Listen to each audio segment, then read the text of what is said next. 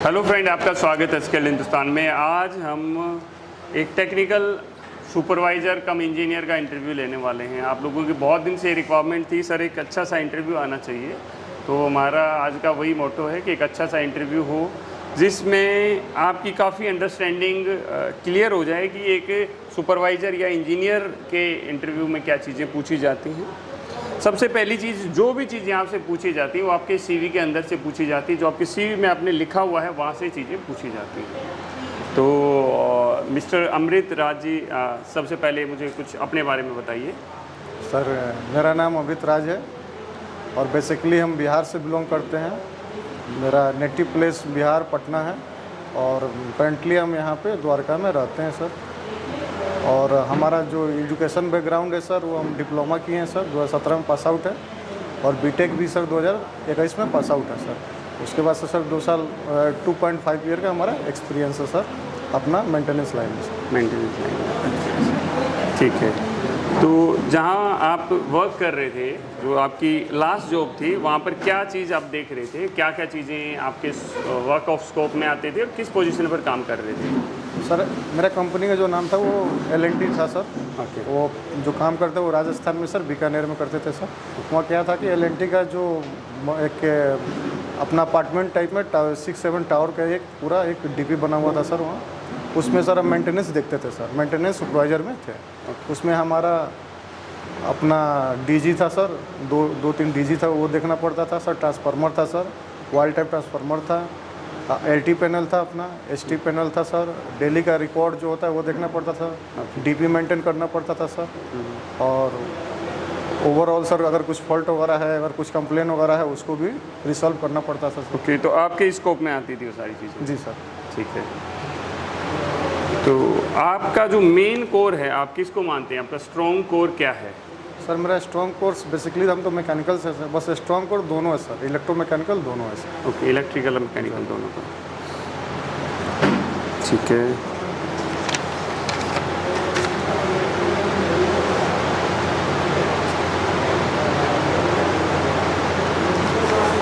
पहले हम थोड़ा सा आपका मैकेनिकल सिस्टम पे आ जाते हैं और मैकेनिकल सिस्टम में हम बात कर रहे हैं डीजल जनरेटर के बारे में। जी सर। तो डीजल जनरेटर के बारे में थोड़ा सा बताइए, क्या चीज़ है, आपने जो वर्क किया उधर किस तरह का मेंटेनेंस आपको करना पड़ता था, या कोई ट्रबल देखने को मिला तो क्या ट्रबल आपको देखने को मिला during the operation of DG set? Sir, हमारे यहाँ जो था सर, वो डीजी जो लगा हुआ था वो क्यूमिंस का डीजी लगा हुआ था सर। उसमें क्या था सर कि वो हमारे 1110 केवी का डीजी था सर। उसमें हम 1010 केवी का डीबी था सर। उसमें वहाँ पे सर हमारे जो टैंक लगे हुए थे, फ्यूल टैंक जो था वो 1000 लीटर का था, जिसमें हम लोग अप्रॉक्स 960-950 के अप्रॉक्स उसमें फिल रखते थे सर। डीजी में सर हमारा यही था कि डीजी को जो ऑपरेटर कर रहे हैं वो प्रॉपर तरह से ऑपरेट कर रहे हैं कि नहीं। वहाँ ये देखते थे कुछ भी अगर ट्रबल शूटिंग हो रहा है, कुछ भी अगर प्रॉब्लम आ रहा है, अलार्म आ रहा है। जैसे डीजी में क्या है ना सर, उस पर जो पैनल लगा हुआ है ना, उसमें 3-4 रिले वगैरह आती है। जैसे सर हाई वाटर हो गया तो हाई वाटर टेम्परेचर के रिले उसमें दिखाएगा सर। जैसे कूलेंट कम हो गया, कूलेंट का शो करेगा। लूब ऑयल कम हो गया, लूब ऑयल का प्रेशर कम हो गया तो प्रेशर दिखाएगा। हमारा जो प्रेशर है वो 2.5 kg से लेकर 7 kg तक होना चाहिए। अगर उससे कम हो गया तो भी अलार्म आएगा, ज़्यादा हो गया फिर भी अलार्म आएगा। और अपना सर ओवरलोड हो गया, हमारे डीजी को ओवरलोड हो गया फिर भी अलार्म, उसको रिसॉल्व जो वाला जो भी है वो देखना पड़ता है। डीजी का आपके सामने कोई ऐसी प्रॉब्लम आई जो आपकी टीम से रेक्टिफाई नहीं हुई, जो कॉल आपके पास आ गई और डीजी को लेके? ऐसा सर मेजर प्रॉब्लम एक बार आया था सर, पहले आया था सर। यही था सर कि जो हमारे हाई वाटर टेम्परेचर जो एक बार राइज हो गया था सर। उसमें क्या हुआ था सर कि हमारे पैनल में अपना सब कुछ दिखा रहा था, जो हमारा कूलिंग टावर है सर वो शो कर रहा था, उसका सिटी फैन वगैरह सब कुछ सही रहा। बट उसका जो पाइपलाइन जो सिटी फैन का था ना सर, जो जहाँ से हमारा एयर जो ठंडा करता है ना, वो वहाँ काम नहीं कर रहा था। सिटी फैन काम कर रहा था लेकिन उसका प्रोसेस काम नहीं कर रहा था, बस वही जाकर देखना पड़ता था। ऐसे हमारा डीबी में क्या था कि शो कर रहा था कि सिटी फैन वगैरह सब कुछ सही चल रहा है, बट बेसिकली वहाँ सिटी फैन चल रहा था लेकिन उसका जो प्रोसेसिंग होता है, जो वाटर का हमारा ट्रीटमेंट करने का, जो कूल्ड करने का, वो नहीं हो पा रहा था। कैसे? जैसे हमारा क्या था सर कि वहाँ सिटी फैन चल रहा था, उसका जो सिटी फैन का जो टेम्परेचर जो प्रेशर होता है सर, जितना चलने का, वो प्रेशर नहीं जनरेट कर पा रहा था। मतलब जितनी स्पीड से घूम रहा था वो सही तरह से नहीं आरपीएम वो प्रॉपर नहीं दे पा रहा था। वो जाकर वहाँ जनरेट करने का, यहाँ तो हमारा अलार्म नहीं शो कर रहा था, यहाँ शो कर रहा था कि अपना ये सिटी फैन जो है हाई टेम्परेचर का, तो वहाँ हम देखें वहाँ तो सब कुछ ठीक है, लेकिन फिर भी जो ऊपर जाकर देख रहे थे आखिर अलार्म आ क्यों रहा है, तो वहाँ देख रहे थे उसका जो मिनिमम और मैक्सिमम जो अपना आरपीएम चाहिए था ना, वो आरपीएम वहाँ जनरेट नहीं कर पा रहा, तो वो वहाँ अपना ट्रबल शूटिंग हुआ था। वहाँ अपना आरपीएम को कैसे देखा आपने? वहाँ सर क्या था कि हमारा सिटी फैन लगा हुआ था ना, तो सिटी फैन का जो मैकेनिज्म तो जो था सर, घूमने का जो फैन का घूमने का मैकेनिज्म था ना, उसके अंदर जो सर हमारे मोटर लगे हुए थे, वो मोटर एक तरह से प्रॉपर वो लोड नहीं उठा पा रहा था सर। यानी कि आपने जो भी देखा अपने ऑब्जर्वेशन के बेसिस पे आपने उसको गेस ऑब्जर्वेशन किया, कोई ऐसा नहीं था कि आपने किसी इंस्ट्रूमेंट से उसकी स्पीड चेक की या कुछ? एज फॉर एक्सपीरियंस के बेसिस पे हम लोग उसको देखा सर। ठीक है, तो एक डीजी है आपका 1010 kV का डीजी आपने बताया, तो आपकी जो बिल्डिंग पर टोटल लोड कितना चलता था? सर टोटल लोड सर आपका वही 600-700 अप्रॉक्स में चलता था सर। 600-700 अप्रोक्स में चलता था, मैंने 60% के अप्रॉक्स में सर हमारा डीजी का चलता था। जब ओवरलोड हो जाता था तो फिर अपना सेकेंड डीजी था। तो जब आपने बताया कि जैसे हाई वाटर टेम्परेचर का जब अलार्म आया होगा हमारा, तो उस हो सकता है ज़्यादा एम्पियर ले रहा हो उस दौरान? एम्पेयर का कनेक्शन नहीं था सर, वहाँ जो मोटर रोटेटिंग मोटर जो होता था ना सर, हमारा जो मोटर काम कर रहा था, उस मोटर में वहाँ पे कुछ वो आरपीएम प्रॉपर मेंटेन नहीं कर पा रहा था सर, इसलिए कुछ प्रॉब्लम आया। और क्या क्या रीजन हो सकते हैं हाई वाटर टेम्परेचर के अलार्म आने के? हाई वाटर टेम्परेचर का अलार्म के साथ मेन तो अपना हो गया सर कि मान लीजिए मशीन वगैरह है सर, अंदर मैकेनिज्म चल रहा है सर, मूविंग पार्ट चल रहा है सर, उसमें क्या है सर कि प्रॉपर वायलिंग अगर नहीं हो पा रहा है सर, वायलिंग भी नहीं और फिर भी हाई वाटर टेम्परेचर शो करेगा सर। किस चीज़ का ऑयलिंग?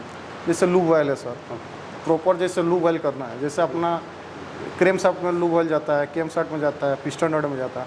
अब जहाँ अप्रॉक्स जहाँ हमारे मूविंग पार्ट है सर मैकेनिज्म है, वहाँ हमारा लूब वायल ना जाकर नोजल थ्रू वहाँ स्प्रे ना होकर कहीं और दूसरा स्प्रे हो रहा है, तो उस मैकेनिज्म क्या होता है कि हमारा हाई वाटर टेम्परेचर शो कर सकता है सर वहाँ। दूसरा क्या हो सकता है सर, जैसे हमारे जो कूलिंग टावर है सर, कूलिंग टावर में वाटर लेवल कम हो जा रहा है सर, वो प्रॉपर वाटर लेवल नहीं आ पा रहा है, इसके लिए हो सकता है।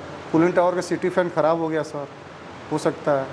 और हमारा कंडेंसर जो लग रहा था अप्रोक्स कंडेंसर तो जल्दी ख़राब होता नहीं है सर। मेरा जनरेटर है वो पता नहीं काला धुआं दे रहा है जी, स्टार्टिंग में तो चलो देता है बट कंटिन्यू काला धुआं दे रहा है, तो क्या प्रॉब्लम हो सकती है? एयर का जो सप्लाई होती है ना सर, वो प्रॉपर नहीं जा पा रही। टर्बो चार्जर के थ्रू जो हमारे एयर का सप्लाई सेक्शन स्टॉक से जो जा रही है ना सर, वो प्रॉपर नहीं जा रही, और प्रॉपर नहीं जाने से क्या होता है, हमारा जो फ्यूल इंजेक्ट हो रहा है ना सर, वो मैक्सिमम इंजेक्ट हो रहा है, और मैक्सिमम सप्लाई अगर फ्यूल का इंजेक्ट होगा सर, तो वहाँ पर हमारा जो स्मोक निकलेगा वो ब्लैक कलर का स्मोक निकलेगा सर। और क्या रीज़न हो सकता है इसका यही रीज़न हो सकता है कि सर हमारा जो एयर का सप्लाई है सर, जो हमारे अपना पिस्टन में जो अपना जो सिलेंडर में जो एयर का सप्लाई, टर्बो चार्जर में प्रॉब्लम है या किस चीज़ में प्रॉब्लम हो सकती है? इसमें तो मैक्सिमम प्रॉब्लम सर आपका यही हो सकता है ना सर कि जैसे हमारा सिलेंडर है सर, सिलेंडर काम करता है, तो सिलेंडर हमारा 4 बेसिस पे काम करता है, सेक्शन स्टॉक, कंप्रेसर, कंबसन या पावर स्टॉक, एक एग्जॉस्ट स्टॉक।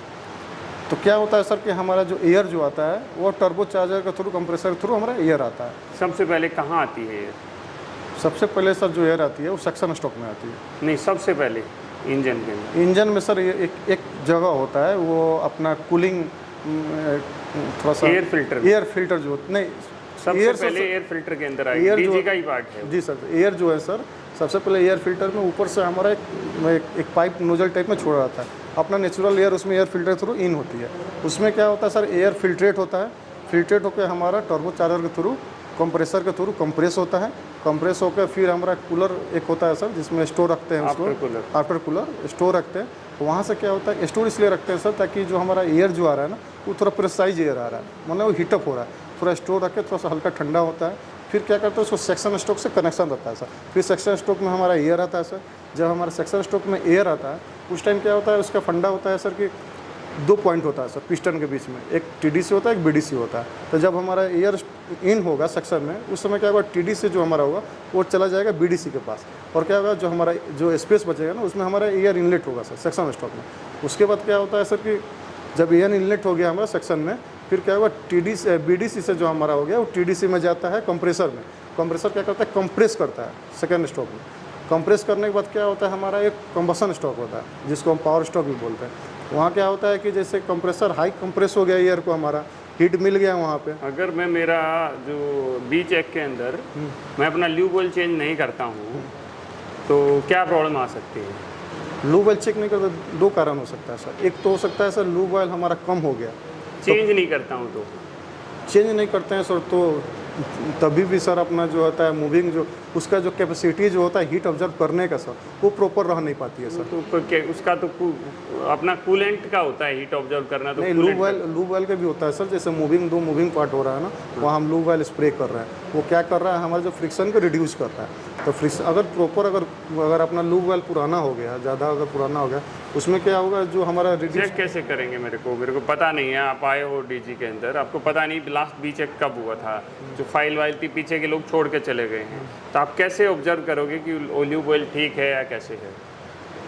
पहले तो सर फाइल के जो मेंटेन होता है वो देखेंगे, फिर भी फाइल नहीं है तो फिर भी अपना एक बार लूब ऑयल, एक बार अपना पैनल पर देखेंगे सर लूब ऑयल का कुछ अलार्म वगैरह तो नहीं आ रहा, फिर भी लूब ऑयल का अलार्म सही है। फिर लूब ऑयल का गेज मीटर जो होता है सर, प्रेशर मीटर जो होता है, वो प्रेशर चेक करेंगे उसका, वो प्रेशर उसका कितना है, और प्रेशर वगैरह भी सही है तो फिर तो लूब ऑयल वगैरह सही होगा सर। उसकी क्वालिटी को कैसे चेक करेंगे? क्वालिटी देखेंगे सर, अगर ब्लैकिश टाइप में अगर आ गया सर, मैंने अगर लिक्विड फॉर्म में होता है सर, लिक्विड में एक मेजर लिक्विड हो जाता है, एक पानी खानी पतला लिक्विड हो जाता है। अगर पानी खानी पतला लिक्विड टाइप में हो गया तो समझिए सर लूब ऑयल बहुत यूज हो चुका है। और थोड़ा मेजर लिक्विड टाइप में, मोटा टाइप में थोड़ा है सर, तो समझिए अभी लूब ऑयल काला कैसे हो जाता है lube oil?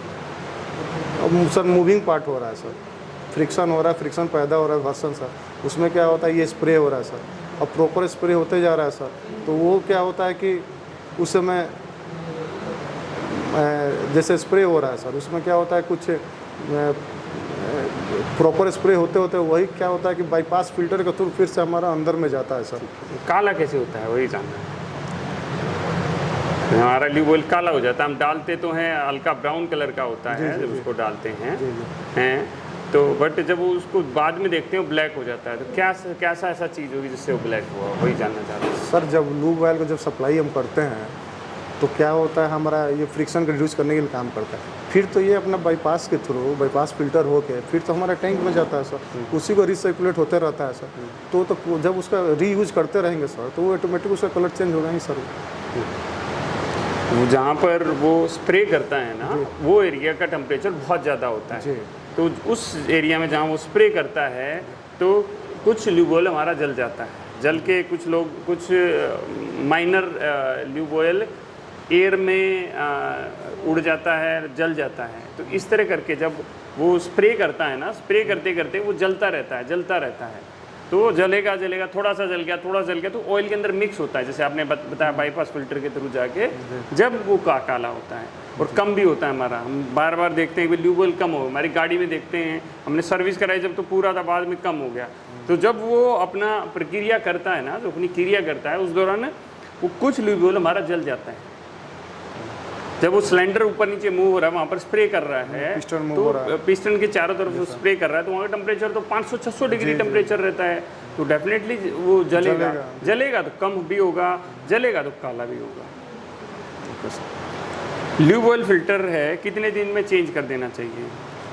Lube oil filter sir अपना ये चेक में चेक करते हैं, अगर सही है तो ठीक है सर, नहीं तो कैसे चेक करते हैं? लूब ऑयल फिल्टर है सर, उसको एक बार खोल के देखते हैं सर हम लोग, अगर लगा कि ठीक है तो ठीक, नहीं तो बीच चेक में उसको चेंज कर देंगे सर। आपने कभी चेक किया, ये चेक में खोल के देखा कभी? हमने नहीं देखा सर, लेकिन जो हमारे जो डीजी ऑपरेटर हैं वो देखते हैं, बताते हैं। ल्यूब ऑयल फिल्टर के बारे में बात कर रहे हो या वाटर सेपरेटर के बारे में बात कर रहे हो? वाटर सेपरेटर को तो खोला जाता है। नहीं, वाटर सेपरेटर तो खोल कर सर उसमें जो वाटर का कुछ नमी पानी होता है उसको रिमूव किया जाता है सर, वो तो अलग हो गया सर। ल्यूब ऑयल फिल्टर को कभी भी नहीं खोला जाता है। ल्यूब ऑयल फिल्टर जब भी खुलता है जब वो बी चेक के दौरान उसको यूज़ करना है, अदरवाइज कोई भी फिल्टर खोला नहीं जाता है। आपका एयर फिल्टर भी जब खोला जाता है जब हमें लगे कि एयर फिल्टर में कुछ दिक्कत है या वो चेंज करना है, तो इसका मतलब आपने अच्छी तरह से मतलब डीजी में बहुत ज़्यादा नहीं देखा था आपने? देखे सर, सब कुछ देखे। ठीक है। भी क्या है, एयर सर्किट ब्रेकर के बारे में क्या जानते हैं हम? एसीबी सर जो है वो एयर सर्किट ब्रेकर है सर। ये क्या होता है सर, ये हमारे एलटी पैनल में लगे रहते हैं। ये एलटी पैनल अपना डीजी के भी हो सकता है, अपना ट्रांसफर का भी हो सकता है। ये क्या करता है, एलटी पैनल का सेफ्टी प्रोवाइड करता है सर। अगर एलटी पैनल में कोई चीज़ का अगर फॉल्ट हुआ तो हमारा एसीबी ट्रिप होता है। एसीबी में क्या होता है सर, 3 गो इसमें रिलीज होते हैं। एक अंडर वोल्टेज रिलीज होते हैं, एक वो शंट होते हैं, एक वो क्लोजिंग होते हैं, और एक और इसमें होता है माइक्रोलॉजिकल रिले। तो इसमें अंडर वोल्टेज रिलीज जो होते हैं वो क्या बताते हैं, अगर हमारे वोल्टेज अप डाउन हुआ, जिससे बाहर से वोल्टेज हमारा सप्लाई आ रहा है और वही वोल्टेज हम आगे सप्लाई पास कर देंगे, तो क्या होगा, हमारे इक्विपमेंट में कुछ फॉल्ट आ सकता है, जैसे वो वोल्टेज को एग्जिट नहीं कर सकता है। तो हमारे एसीबी में क्या है कि हम सेट कर देते हैं कि इतना वोल्टेज हमको चाहिए। अगर इतना वोल्टेज से अप गया तो हमारा एसीबी क्या होगा, अपने आप ट्रिप हो जाता है सर। उसमें और 2 रिले लगते रहते हैं, रिलीज लगते हैं, एक शंट होते हैं, एक अपना क्लोजिंग होता है। वो 2 काम करते हैं सर। रिमोटली अगर कुछ ऑपरेट करना है, जैसे पीएलसी के थ्रू ऑपरेट करना है, उसके लिए उसको लगाते हैं ताकि पीएलसी के थ्रू उसको हम ऑपरेट कर पाएँ सर। एक माइक्रोलॉजिकल रिले होता है सर। उसमें क्या होता है, 3-4 फॉल्ट वगैरह हमारा शो करता है सर। जैसे सर हमारा अंडर अर्थिंग हो गया सर, ओवरलोडिंग हो गया सर, अपना ये शॉर्ट सर्किट हो गया अपना। तो ये सब अगर कुछ भी अगर फॉल्ट आ रहा है ना सर, तो उसमें वो शो करता है सर। ठीक है, अभी आपने बताया अंडर वोल्टेज रिलीज, तो अंडर वोल्टेज रिलीज ना, जैसे भाई ये अंडर वोल्टेज रिले है, इसके ऊपर एक चीज़ लिखी हुई है भाई, ये इतने वोल्ट से इतने वोल्ट के बीच में काम करेगी।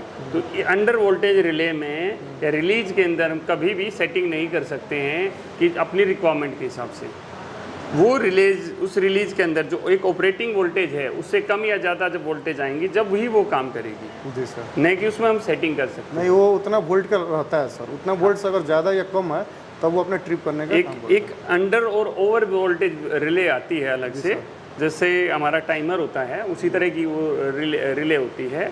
उसके अंदर 3 सेटिंग होती हैं कि मेरी मिनिमम वोल्टेज कितनी चाहिए, कितने पे कट कराना है, मैक्सिमम पे कितना कराना है और कितनी सेकंड के गैप के बाद कम कराना है। सपोज मैंने कह दिया भाई मेरी 380 वोल्टेज आ जाए तो मेरी जो ब्रेकर है ट्रिप हो जाए, मेरा दूसरी सोर्स के थ्रू आ जाए। तो उस कंडीशन में क्या होता है कि हम टाइम भी लगाते हैं कि 380 वोल्टेज 5 सेकंड या 7 सेकंड रहेगा, जब वो चेंज करेगा। तो इस तरह करके उसके अंदर अपनी सेटिंग होती है। तो और क्या क्या सेफ्टियाँ होती हैं अपने एलटी पैनल में? जैसे ये तो आपने एसीबी की सेफ्टियाँ बताई, इसके अलावा और क्या क्या सेफ्टी? एमसीसी भी लगा रहता है सर। नहीं, एयर सर्किट मतलब पैनल के अंदर जो मेजर सेफ्टियों के बारे में बात करें। जी सर। आपके इधर यही सेफ्टियाँ थी, एक्सटर्नल सेफ्टियाँ नहीं लगी थी कुछ पैनल के ऊपर, जैसे अलग से जो रिले लगी रहती हैं? वो एमसीसी भी वगैरह लगा रहता है सर। वो तो डिस्ट्रीब्यूशन पैनल के लिए हो गया। ठीक है, जो आपका वैक्यूम सर्किट ब्रेकर है उसके बारे में थोड़ा बताओ। Vacuum circuit breaker sir, VCB जो है सर वो सर हम एसटी पैनल में यूज़ करते हैं सर। उसको हाई टेंशन पैनल में उसको यूज़ करते हैं। वो क्या होता है सर, जैसे हमारे अपना मीटरिंग रूम से जो हमारा आता है सर, जो हमारा सप्लाई आता है वो हमारे आते हैं एसटी पैनल में सर।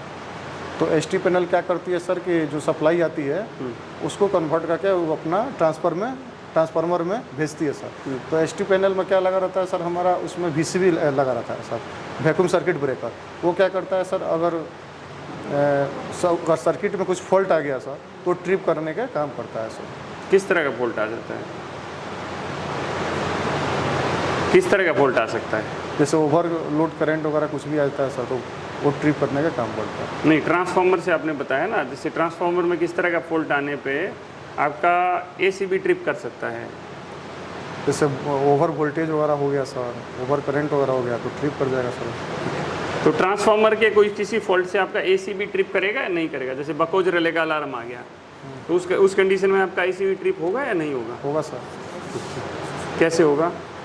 जैसे बकोज रिले क्या होता है सर कि जैसे कुछ कॉयल होता है सर, अगर कॉयल में क्या होता है कुछ भी अगर फॉल्ट हो गया, जल गया सर, थोड़ा फॉल्ट हो गया, वो क्या होता है सर कि बबल्स टाइप में बनकर निकलता है सर।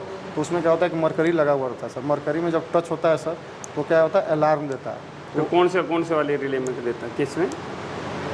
डीजी में, ट्रांसफार्मर में कौन सा वाला पार्ट के बारे में बात कर रहे हैं? अपना बकोज रिले के बारे में बता रहे सर। ठीक है। तो मरकरी उसमें लगा रहता है। उसमें अगर वो बबल्स जो निकलता है सर, कॉयल जो जलता है ना, तो कुछ उसमें पार्ट निकलते हैं, तो मरकरी उसमें टच होता है सर, तो वो अलार्म देता है सर। अगर उसमें टेम्परेचर जैसे अगर वो किसको अलार्म देगा?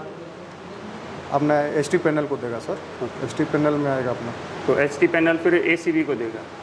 एसीबी को देगा ना सर। एचटी पैनल में कौन सा ब्रेकर लगा रहता है?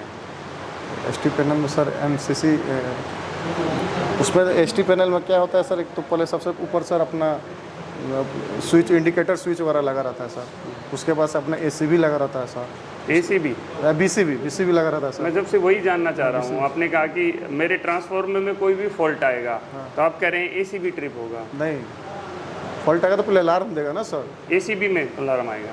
एसीबी में कहाँ, बीसीबी लगा रहता है ना सर उसमें। नहीं, मैं तो एसीबी, जब से एसीबी पूछ रहा हूँ आपसे।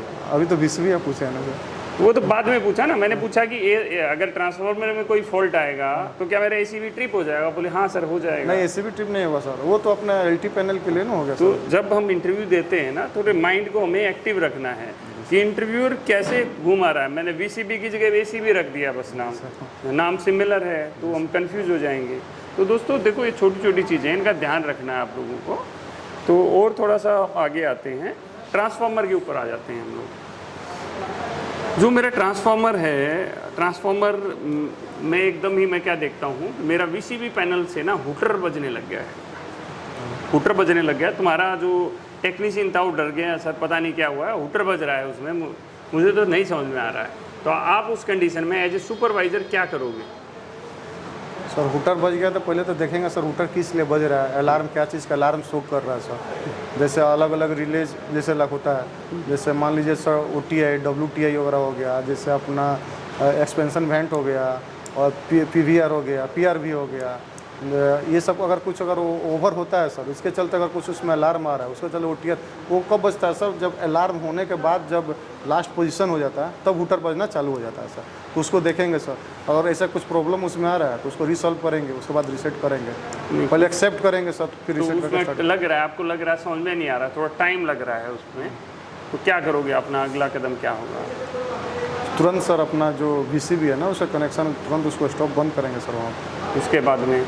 उसके बाद में रिसॉल्व करेंगे अगर क्या है नहीं है, क्या प्रॉब्लम। तो डीजी नहीं चलाएंगे हम, बैकअप नहीं देंगे? बैकअप अंधेरा डार्क नहीं, पहले तो सर अपना बैकअप देंगे सर उसमें। इसमें क्या करेंगे, जैसे अपना मेन सप्लाई आ रहा है ट्रांसफार्मर से तो उसको कट कर देंगे सर हम, अपना बस कपलर के थ्रू उसको कट करके पहले अपना DG चला के सप्लाई उधर कंप्लीट कर देंगे, ताकि हमारा इसके चलते कोई भी हमारा सप्लाई रुके नहीं। उसके बाद देखेंगे सर इसमें क्या फॉल्ट आ रहा है, किस चीज़ का अलार्म आ रहा है, उसको रिसॉल्व करके अगर रिसॉल्व हो गया तो फिर से अपना DG कनेक्शन काट के। आपको समझ में नहीं आ रहा सर, वो जो आपके भी समझ से बाहर है कि क्या प्रॉब्लम है, तो आप क्या करेंगे उस कंडीशन में? उस कंडीशन में सर हम नोट करेंगे उसको, और नोट करके जो हमारे सीनियर हैं सर, जैसे हमारे इंजीनियर हो गए, चाहे सीनियर इंजीनियर चाहे असिस्टेंट में, उनको हम जाकर रिपोर्ट करेंगे, उनको बताएंगे ये अलार्म आ रहा है, ये हैंडल नहीं हो पा रहा है, कैसे क्या करना होगा, वो गाइड करेंगे, उसके थ्रू हम लोग काम करेंगे।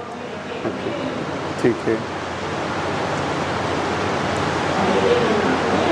तो चिलर जो होता है, चिलर के बारे में थोड़ा बताएं। चिलर में तो हम नहीं आए थे, फिर बताते हैं सर। चिलर का उतना आइडिया नहीं है आपको? आइडिया नहीं है। चिलर में क्या होता है ना सर, चिलर जैसे हम जहाँ काम करते थे वहाँ 600 टीयर का चिलर लगा हुआ था सर, काम होता था। उसमें क्या होता है सर, एक साइकिल जैसे नॉर्मल अपना जो रेफ्रिजरेशन साइकिल जो होता है ना सर, रेफ्रिजरेशन साइकिल क्या होता है सर, उसमें मेजर 4 कंपोनेंट लगे रहते हैं।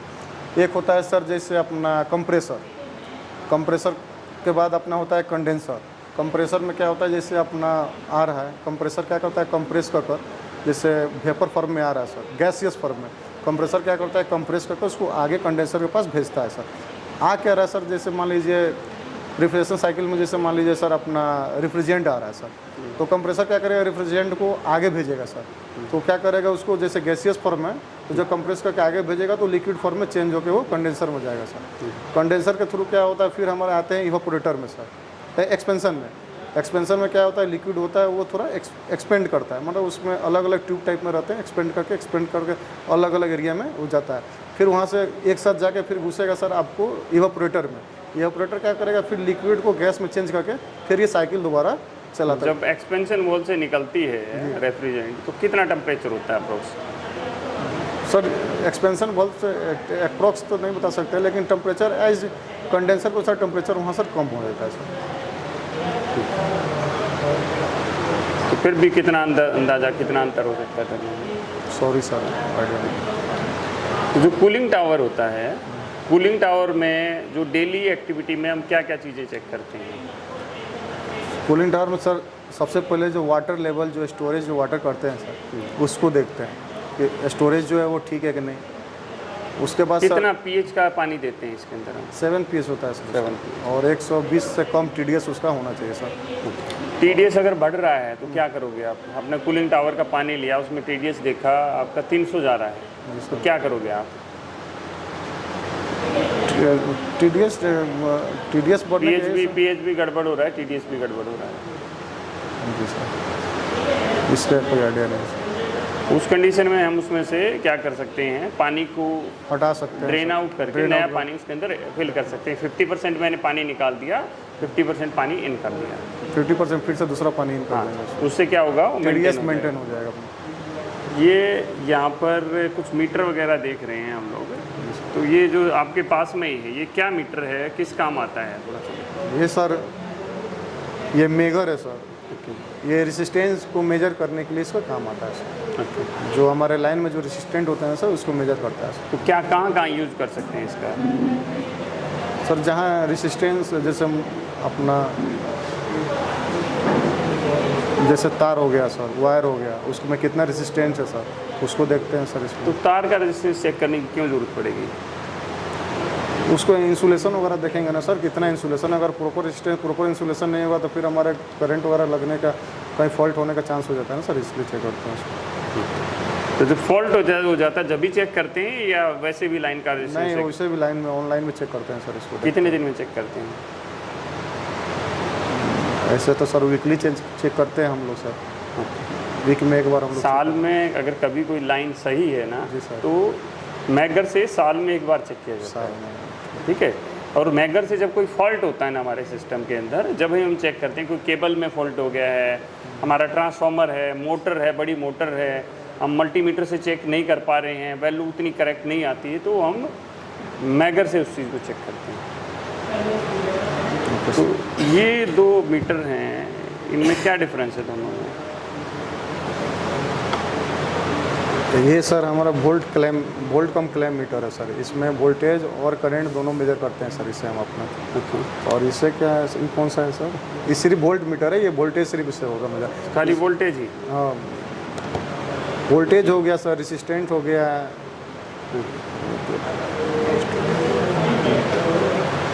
मास्टर टेक, इसमें भी एमीटर चेक करते हैं सर इसमें। मल्टीमीटर है सर ये, लेकिन इसमें सर अपना एम्पियर चेक नहीं होता सर इसमें, करंट एम्पियर इसमें हमारे पास एम्पियर दिया होगा ना, इसमें कुछ यहाँ ये दिया हुआ है। अच्छा, कम एम्पियर चेक कर सकते हैं, बहुत कम एम्पियर चेक कर बहुत सकते कम एम्पियर चेक करते हैं, ठीक है। इसमें इससे एम्पियर चेक करना आता है आपको? हैं। जी सर। हाँ, जी सर। कैसे करेंगे? इसमें क्या करेंगे सर, ये अपना एम्पियर है ना सर, हाँ। जैसे कि कितना एम्पियर का चेक करना है सर, जैसे एम्पियर पर अपना डायल को ला देंगे सर, ठीक है। उसके बाद से इसमें अपना डालेंगे सर, 2 पॉइंट नोजल पॉइंट भी होता है, और उसके बाद से चेक करेंगे कितना एम्पियर करेंगे। कैसे पैरेलल सीरीज कैसे चेक करेंगे? पैरेलल में चेक करेंगे सर। जो करंट हमारे से हमेशा जो चेक किया जाता है ना, अब इस तरह के मीटर से चेक किया जाता है, सीरीज में चेक किया जाता सर इसमें सब पैरेलल में करते हैं। है। इसी तो क्लैंप हो गया, ये क्लैंप हो clamp गया, हो- ये तो clamp वोल्टेज आपकी पैरेलल में चेक कर सकते हो। ठीक है सर। ये हमारा एक मीटर है, इसके कनेक्शन कैसे होते हैं? ये सर अपना वोल्ट मीटर है सर, ये वोल्टेज शो करता है सर, ये कनेक्शन कैसे करते हैं इसके? इसका कनेक्शन यहाँ से करते हैं सर। क्या क्या क्या लगाएंगे इधर? कौन सा तार कहाँ लगेगा, थोड़ा सा उसके बारे में आइडिया है? एक फेज लगाएंगे, एक न्यूट्रल लगाएंगे इसमें। उसी तरह एम्पियर मीटर होता हाँ। तो ये सीरीज में लग जाता है, सीरीज एक में। पॉइंट यहाँ लगता, दूसरा आउट यहाँ से चला जाता। तो ये 2 क्या चीज़ें हैं? ये तो अपना कनेक्टर का ऊपर का NONC पॉइंट का है सर, ये क्या बोलते हैं इसको?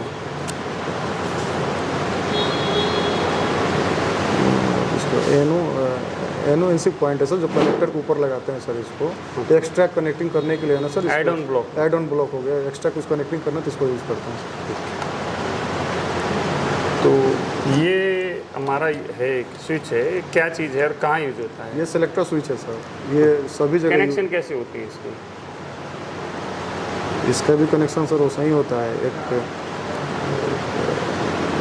पैरेलल में इसका भी कनेक्शन होता है सर। आप पीपीएम के बारे में थोड़ा सा बताइए। पीपीएम होता है सर, जितना हमारा इक्विपमेंट है सर, मैकेनिकल और इलेक्ट्रिकल जितना इक्विपमेंट सबका पीपीएम हम लोग करते थे सर। क्यों करना पड़ता है, क्या फ़ायदा क्या है इससे?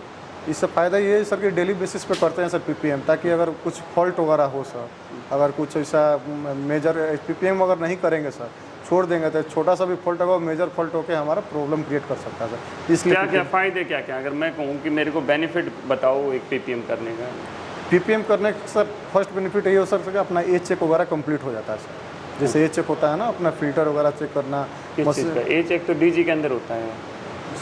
ऐसे तो डीजी का एज चेक विशेष चीज़ का सर, और भी जैसे इक्विपमेंट जैसे एलटी पैनल हो गया सर, उनका डेली चेक जैसे हो गया, तो उसमें जैसे एलटी पैनल मान लीजिए सर, अगर कुछ प्रॉब्लम है, जैसे उसको पहले फिजिकली देखना पड़ता है, कुछ प्रॉब्लम तो नहीं है, फिर उसका मोटर कनेक्शन वगैरह देखते हैं कि सब कुछ ठीक ठाक तो है, फिर सप्लाई वगैरह सब कुछ ठीक ठाक आ तो रही है, यही पीपीएम अपना करते हैं सर। अगर कुछ प्रॉब्लम होता है सर तो पीपीएम के थ्रू नोट करके उसको रेक्टिफाई किया जाता है सर। किस तरह की प्रॉब्लम मिली आपने जो पीपीएम किया? अलग अलग कुछ प्रॉब्लम्स के बारे में, कुछ 2-3 प्रॉब्लम के बारे में बताओ मुझे। सर एक तो पीपीएम अपना डीजी का पीपीएम किए थे सर, तो वहाँ पे यही था कि सर कि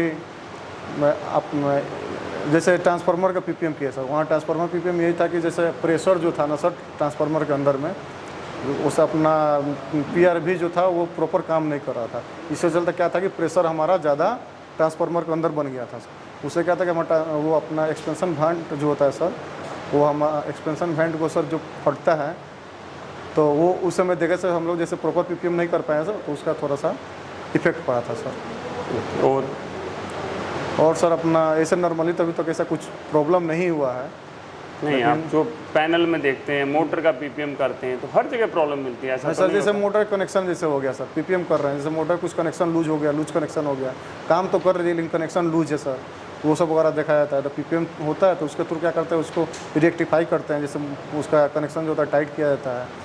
और भी एलटी पैनल में अगर कुछ नहीं, वो तो मैं एग्री करता हूँ, बट मैं कहूँ कि मैं पिछले 2 साल से पीपीएम कर रहा हूँ और मुझे कुछ मेजर प्रॉब्लम नहीं दिखाई दी। अगर मैं वो नहीं करता तो कुछ प्रॉब्लम हो चुकी होती, तो वो जानना चाह रहा हूँ मैं।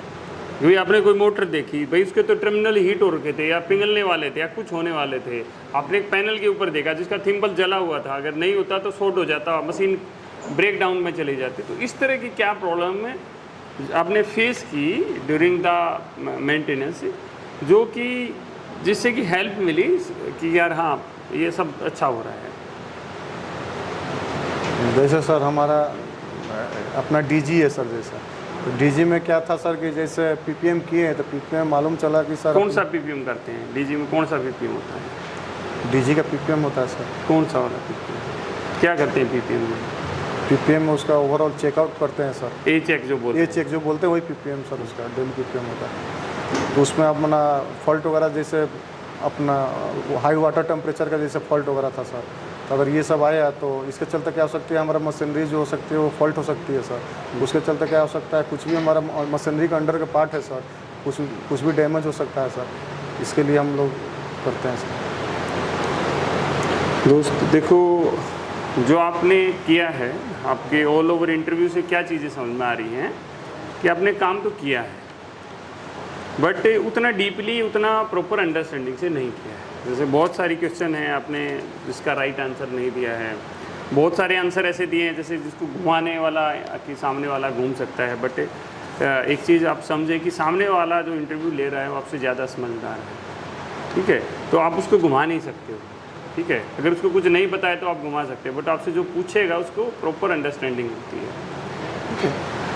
जो 2 चीज़ें होती हैं जिसके बारे में हमें नहीं पता है, घुमाने से अच्छा हम कहेंगे कि सर इसके बारे में मेरे को पता नहीं। क्योंकि आप कई बार क्या करते हैं, हम लोग घुमाने की कोशिश करते हैं, जो लोग ध्यान से देख रहे हैं ना वो भी ध्यान दें कि यार नहीं ठीक है, ऐसे बोल देते हैं कि आपने दूसरे तरीके से बोला, सामने वाले पता है गलत बोल रहा है, हाँ जी ये क्यों होता है। हम एक बार थोड़ा सा गलत जाके ना फिर उसको हम फिर सोचते हैं सही है, रेक्टिफाई करने की कोशिश करते हैं, बट नहीं होता है। जो चीज़ें नहीं हैं हमारी उसको हमें ऐड ऑन करना है। इंटरव्यू जितनी भी बार देने जाते हैं, जैसे ये भी इंटरव्यू जो लोग देख रहे हैं, इससे क्या मिला है आपको? इंटरव्यू से नॉलेज मिलती है, सीख मिलती है, वो क्वेश्चन मिलते हैं जिसके बारे में हमें नहीं पता है। हमें उन क्वेश्चंस को जैसे इंटरव्यू से बाहर निकलते हैं तुरंत नोट डाउन कर लो, यार 3 4 5 क्वेश्चन थे मुझे नहीं आते थे, सिलेक्शन होना नहीं होना सेकेंडरी चीज़ है। आपका ये मत सोचो कि आपका आप जहाँ जा रहे हैं आपका सिलेक्शन हो गया है, दैट इज़ गुड। नहीं हुआ है तो हमें नाराज़ नहीं होना है, टेंशन नहीं लेना, परेशान नहीं होना है। अगले इंटरव्यू के लिए हम बढ़िया प्रिपेयर हो रहे हैं। जितने ज़्यादा इंटरव्यू देंगे उतनी ज़्यादा चीज़ें हमें पता लगेगी मार्केट में क्या चीज़ें पूछी जाती हैं, वही चीज़ें पूछी जाती हैं जो होती हैं। तो ये सारी चीज़ें, ये दैट इज़ सो इम्पोर्टेंट कि हमें इन सब चीज़ों के बारे में थोड़ा सी अच्छी अंडरस्टैंडिंग हो।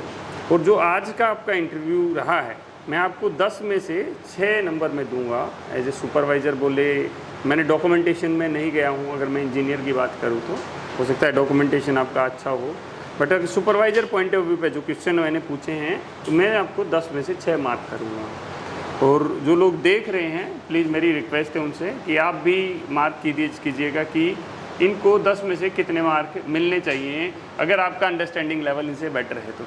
जिनका कम है प्लीज़ वो मार्क नहीं दें, वो इस वीडियो से सीखें कि कैसे क्या चीज़ होती है।